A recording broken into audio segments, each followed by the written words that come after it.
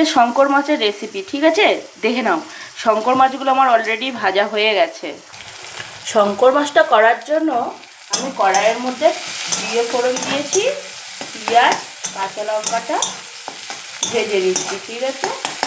এর জন্য আমার একটা মশলাও করা হয়ে গেছে, একটা টমেটোও দেবো ওর মধ্যে।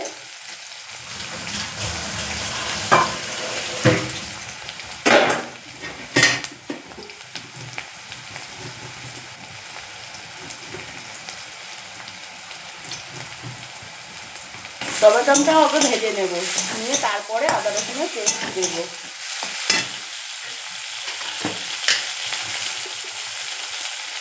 পরিমাণ মতো নুন দিয়ে দিলাম। নুনটা স্বাদ অনুযায়ী, এটা তো পড়েও যাচ্ছে, করতে থাকবো না, আমরা পড়ে যাবো, তাড়াতাড়ি করছি তো।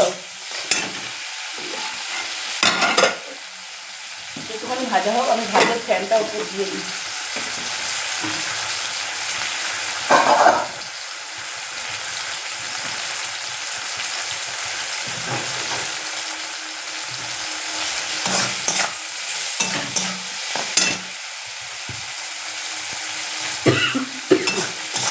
এটা একটু ভাজা হয়ে গেল, মানে টমেটোমের গন্ধটা চলে যাবে, তারপর আমি দেব। শাকটা এখনো কেটে উঠতে পারিনি আমি। আদা রসুনের পেস্ট কড়াই আছে আমার, এটাও খুব বেশি দেওয়ার দরকার নেই, অল্প, ঠিক আছে? একটু হলুদ দেব,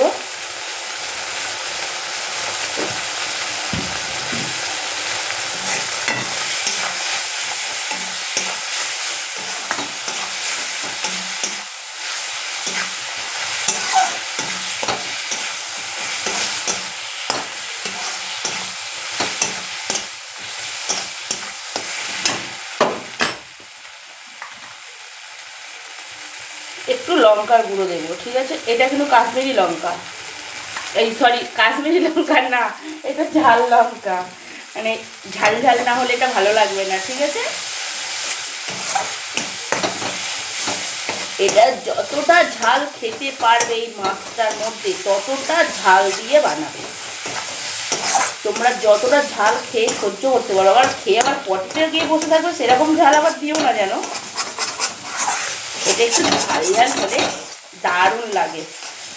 মশলাটা দিয়ে যতক্ষণ না তেল ছাড়বে ততক্ষণ মশলাটাকে কষাতে হবে। এবার এর মধ্যে আর একটা জিনিস অ্যাড করতে হবে, জিরে গুঁড়ো, ঠিক আছে? জিরে গুঁড়োটা বেশি না, অল্পই দেবে, সব মশলাই অল্প দেবে, কোনো কিছু বেশি না।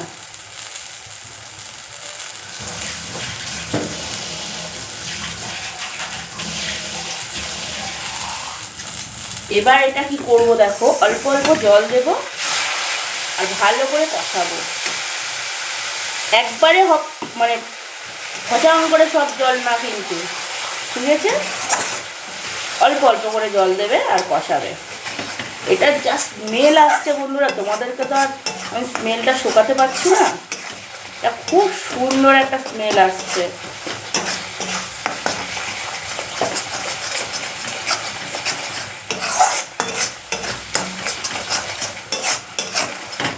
এর মধ্যে আরো একটা মশলা আমি অ্যাড করব, তবে এটা এখন না, এটা আরো পরে অ্যাড করব।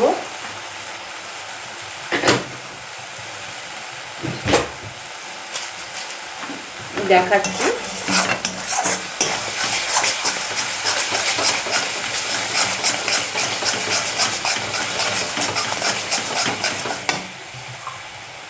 এইবার আমি মাছগুলো কিন্তু এর মধ্যে দিয়ে দেব, দিয়ে গ্যাসটা আমি এখন সিমে দেব। তারও কারণ আছে, গ্যাসটা সিমে দেওয়ার একটাই কারণ,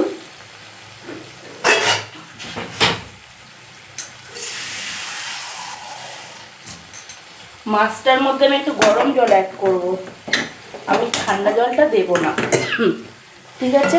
এর জন্য আমি জলটা চাপালাম বলে ভুলে গেছিলাম, আর একটু আগে জলটা চাপালে ভালো হতো। মাছটা দিয়েও আমি একটু হালকা হাতে নড়াচড়া করব, যেন এটা খুব সফট মাছ।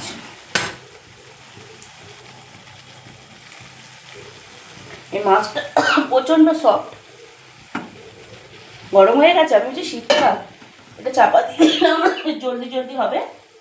ততক্ষণ আমি ভাতের ফ্যান উপরটা একটু তুলে নেবো।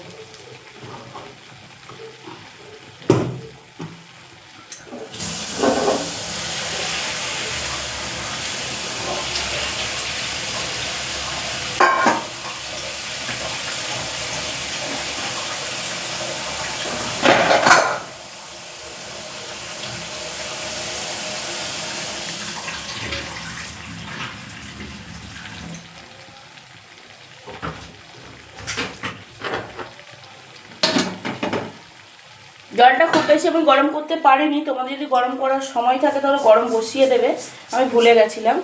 আর মাছেরও গ্যাসটা আমি দেখো জোরে দিয়ে দিয়েছি, কিন্তু তেল ছাড়ছে, ঠিক আছে, তেল ছাড়ছে। এবার কি করবো বলো তো,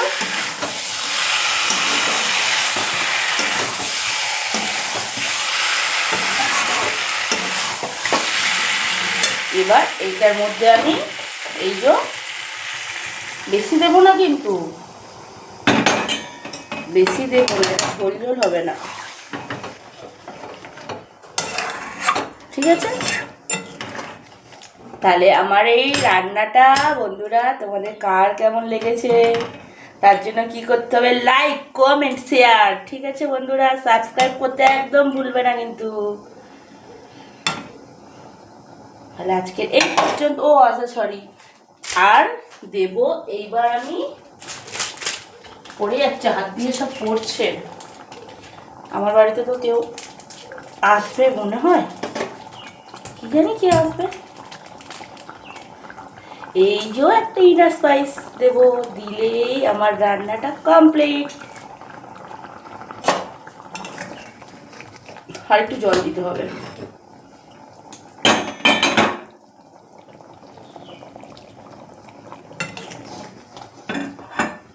ঠিক আছে বন্ধুরা, এবার এটা ফুটে গেলে নামিয়ে নিয়ে গপা গপ করে খেয়ে নেবে, ঠিক আছে।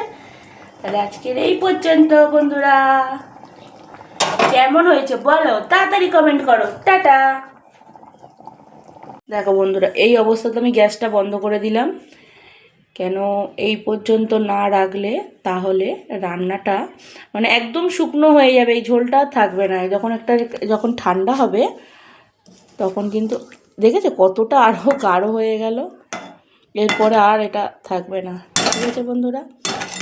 তাহলে আমার এই রেসিপিটা কেমন হয়েছে বলো, আর খেতে দুর্দান্ত, এত সুন্দর স্মেল বেরোচ্ছে তোমাদেরকে কি বলবো। তাহলে ঢেলে নিয়েছি, দেখো দেখো বন্ধুরা কত সুন্দর লাগছে বলো তো, এটা খেতে জাস্ট ইয়াম্মি। এটা দিয়ে তোমাদের এক থালা ভাত অনায়াসে খেয়ে নিতে পারবে, ঠিক আছে। তাহলে আজকের মতো এই পর্যন্ত বন্ধুরা, টাটা। কি লাইক কমেন্ট শেয়ার আর সাবস্ক্রাইব করতে একদম ভুলবে না কিন্তু, ঠিক আছে। টাটা। আর এই রান্নাটা দেখে তোমাদের মতামতটা অবশ্যই আমার জন্য জরুরি, কেমন হয়েছে বলো।